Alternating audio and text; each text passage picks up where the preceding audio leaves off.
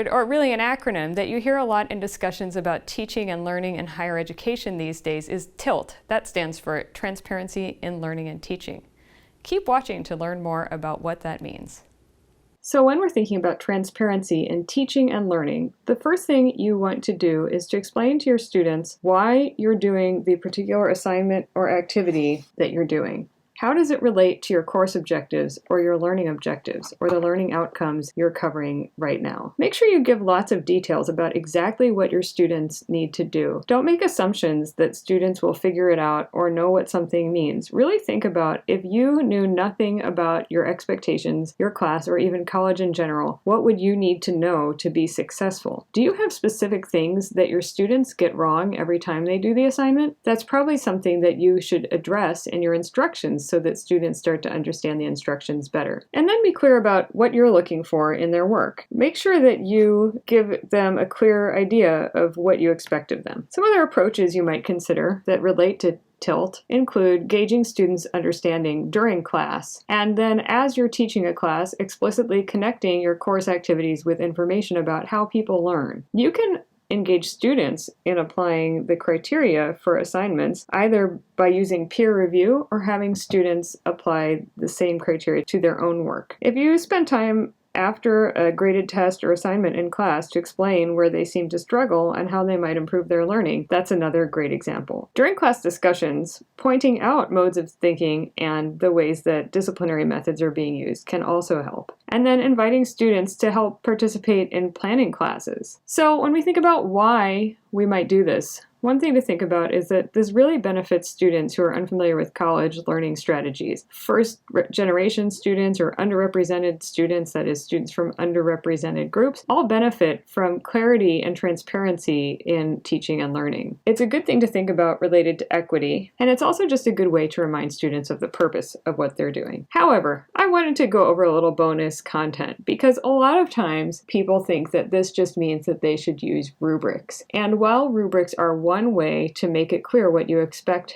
of your students, they're not the only way, and there are some drawbacks to using rubrics all the time. This is not to say, of course, that rubrics don't have their place and don't have any value, but there are a few flaws to think about. And then maybe you'll want to think about some other ways you can employ transparency in teaching and learning, such as some of the things listed here. So sometimes using a rubric really focuses on objectivity and measurability instead of really trying to engage in meaningful, messy, or creative work. And this is especially true when students are writing papers or essays or creating or conducting analysis, where you want students to think originally and maybe take their thoughts in a new and interesting direction. I think there's a little fear that our grading might seem unfair or too subjective, and so it seems safe to us as instructors to only grade things that can be measured objectively. But are those measures really even objective? For example, if I have a rubric that says excellent means no errors in grammar, very good means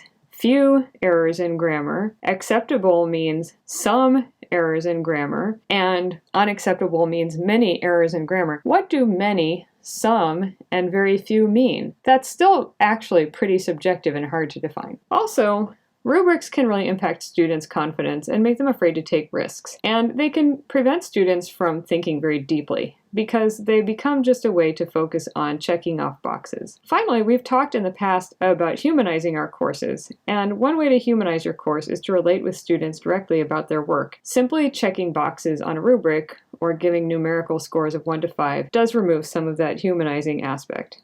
I want to give a quote from Alfie Kohn. Students whose attention is relentlessly focused on how well they're doing often become less engaged with what they're doing. A little bit more about rubrics. I have another quote, this one from Peter Machera. A rubric is an attempt to make an assessment of art into an exact science, which it is not. Furthermore, a teacher using a rubric may be less inclined to give substantive written feedback to student essays. A rubric, by its very nature, is quantitative, and given that framework, a teacher may feel relieved of the responsibility of writing much to the students. We should give the students one area to improve upon, not a laundry list. He's mainly focused on writing. However, this can be said of many other types of assignments as well. And it's definitely true that if you give a rubric that has many different categories and students don't score perfect on all of them, it can be a little overwhelming overwhelming for students to figure out what exactly they need to do to improve their performance in your class. Giving simple written feedback that just gives them 1 or 2 areas to focus on can be more helpful. This is not to say that rubrics don't have an important place in how you might choose to teach and assess your students, but it's just some food for thought for you. Remember, there are lots of other ways you can engage in your students transparently and let them know what they're learning and how your assignments relate to their learning.